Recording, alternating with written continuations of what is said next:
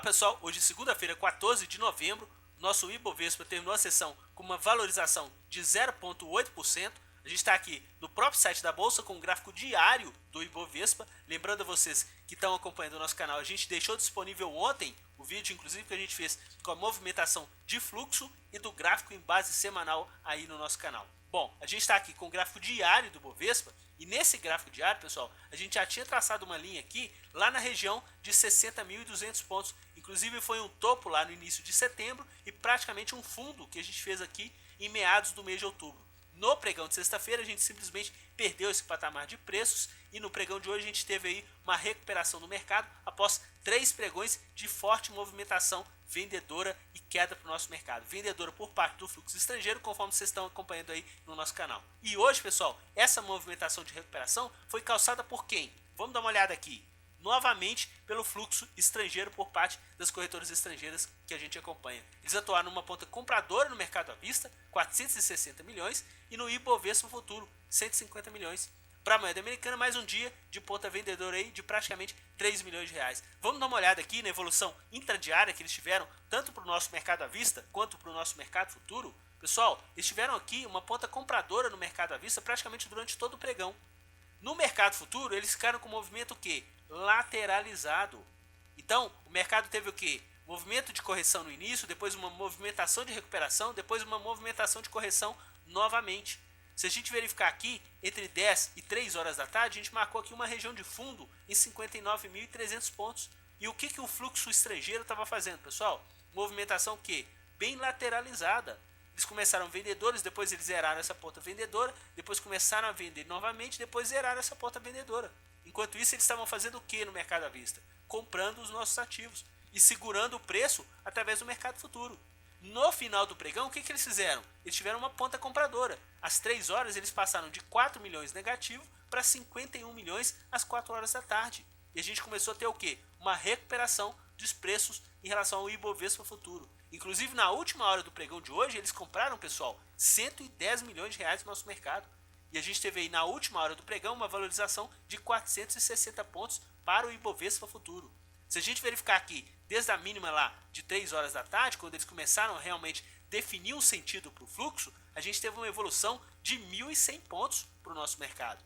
Para ser mais preciso, 1.115 pontos para o Ibovespa Futuro. É isso que a gente comenta aqui com vocês no nosso canal, a importância que eles têm e a pressão de preços que eles fazem para os nossos ativos. Se a gente dá uma olhada aqui no gráfico diário para os contratos, olha que interessante o que eles fizeram.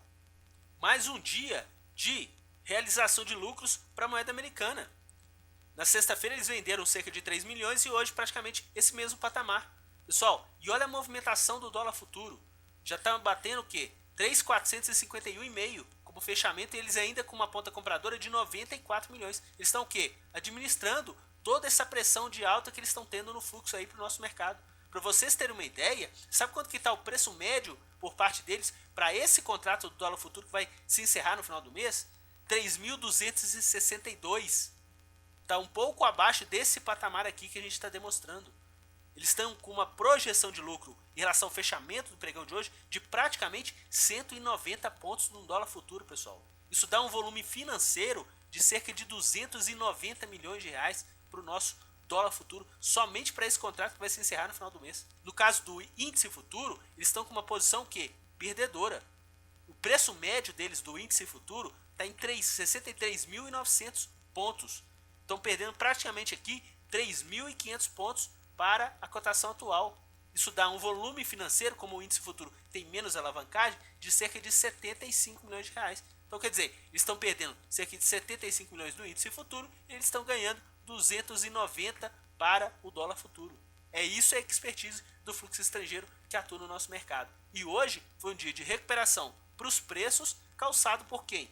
Pela movimentação compradora por parte deles. É isso que a gente tenta sempre passar para vocês aí que acompanham nosso canal. Dando uma olhadinha aqui naquela movimentação intradiária para os contratos, eles tiveram aqui como uma projeção de lucro para os contratos do Ibovespa Futuro de praticamente 730 pontos em relação ao preço médio. Deu um pouco mais de 1.800.000. E no caso do dólar futuro, eles tiveram aqui 12 pontos e meio em relação ao preço médio, que deu um pouco mais de 500 mil reais aí para o nosso mercado. Dando uma olhadinha lá no mercado à vista, Hoje eles atuaram como carro-chefe de compras nas ações do Banco Itaú e como carro-chefe de vendas nas ações da BVMF. Inclusive, pessoal, BVMF já tinha sido carro-chefe de vendas por parte deles no pregão de sexta-feira.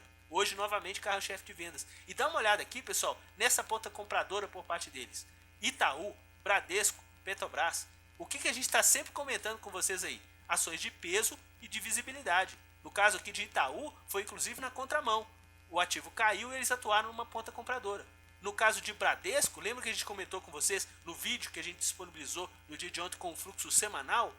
Exatamente, a gente está bem de olho em relação à movimentação deles no Banco Bradesco. Inclusive Petrobras, eles compraram tanto a preferencial quanto a ordinária. Eles compraram mais a preferencial, ficou praticamente no 0 a 0. Compraram um pouco menos aí a ordinária e o ativo teve uma desvalorização no pregão de hoje. Novamente, setor de siderurgia, olha aqui pessoal, Goal, novamente ponta compradora e uma valorização expressiva aí para o nosso mercado, conforme a gente está acompanhando aí no fluxo diário e também nas evoluções semanais que a gente deixa disponível para vocês.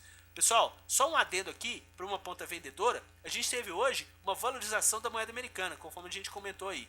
Pessoal, e eles atuaram numa ponta vendedora, Suzano e Fibria. Aí você comenta, poxa, mas o dólar subiu, são ações que são lastreadas para o desenvolvimento da moeda americana e o ativo caiu. Pessoal, caiu. E eles atuaram onde? Numa ponta vendedora. Fizeram pressão de preços nesses dois ativos que tiveram um dia de desvalorização, mesmo tendo aí uma moeda americana com uma forte apreciação no nosso mercado. É isso a expertise por parte deles. O que a gente tem que fazer, pessoal? Simplesmente acompanhar e seguir essa movimentação. No mercado à vista, nos ativos que eles atuaram numa ponta compradora, eles tiveram uma projeção de lucro de 1,34% de variação média. No caso aqui de ponta vendedora, perderam dinheiro, 0,30, só que como o volume comprador foi um pouco maior, deu pouco mais de 5 milhões de reais aí de projeção de lucro. Pessoal, vamos dar uma olhada aqui, nesse mercado de opções, eles atuaram numa ponta compradora em Petrobras e numa ponta praticamente no 0 a 0 nas opções de vale. Aí você me comenta, você que está começando aí no mercado e também no canal, poxa, como é que você está falando ponta compradora? Pessoal, quem vende put é projeção de alta para o ativo. E foi isso que aconteceu hoje no caso de Petrobras. Inclusive, ponta de lucro como projeção e no caso de Vale aí, uma ponta de prejuízo aí como projeção. Se a gente dá uma olhada lá no nosso quadro, no caso de Vale, pessoal, eles tiveram o quê? Prejuízo nas duas pontas. Por quê? Os ativos que eles compraram para as opções de Vale, variação média negativa. E os que eles venderam, variação média positiva. Então, no caso de Petrobras, nos ativos que eles tiveram uma ponta vendedora, eles tiveram aí uma projeção de lucro de 12%. Mesmo eles tendo uma ponta perdedora nos ativos que eles andaram numa ponta compradora, além do volume de ser menor, a gente conseguiu ter aí uma valorização um pouco maior, só que como o volume foi menor, é aquela expertise que a gente sempre está comentando com vocês aí, que faz parte do fluxo estrangeiro. Pessoal, vamos ficar bem atento. Hoje foi um dia de recuperação do mercado após 3 sessões de queda e hoje foi calçado por parte do fluxo estrangeiro, inclusive nos dois mercados que a gente acompanha, mercado à vista e também para o Ibovespa Futuro. Na quarta-feira a gente retoma o nosso giro rápido do mercado por volta aí de 2 horas para que vocês sempre fiquem atentos em relação à pressão de preços que eles estão fazendo aí para os nossos ativos. Um forte abraço a todos, um excelente feriado e até quarta-feira, pessoal.